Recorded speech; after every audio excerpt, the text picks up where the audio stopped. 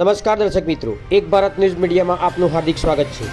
સાબરકાંઠા જિલ્લાના Himmatnagar Virpur bypass road ઉપર ગ્રામ્ય પોલીસ સ્ટેશન વિસ્તારમાં આજરોજ વિદેશી દારૂનો નાશ કરવામાં આવ્યો, જેમાં પ્રાંત અધિકારી સાહેબ શ્રી અને પોલીસ સ્ટાફ હાજર રહ્યા હતા।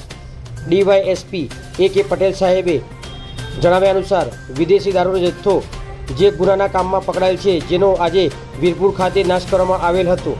કુલ 220 ગુનામાં 41,000થી વધારે બોટલ, જેની કિંમત આશરે 99 લાખથી વધુ હોય, જેનો આજરોજ નાશ કરેલ Himmatnagar A division, B division તથા ગ્રામ્ય પોલીસ સ્ટેશન તથા ગામભોઈ પોલીસ સ્ટેશન, આમ તમામ પોલીસ સ્ટેશનમાંથી પકડાયેલ દારૂના જથ્થાને બાયપાસ રોડ ઉપર લાવી ખુલ્લી જગ્યામાં રોડ રોલર દ્વારા નાશ કરવામાં આવ્યો હતો।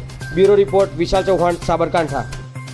સાબરકાંઠા જિલ્લાના Himmatnagar A division police station, B division police station, Himmatnagar ગ્રામ્ય તથા ગામભોઈ પોલીસ સ્ટેશનમાં વિદેશી દારૂનો જે જથ્થો ગુનાના કામે પકડાયેલો છે, તેનો આજે વીરપુર ખાતે નાશ કરવામાં આવેલ છે। તેમાં કુલ 220 ગુના, 47,000થી વધુ બોટલ તથા 99 લાખથી વધુ કિંમતનો વિદેશી દારૂ નાશ કરવામાં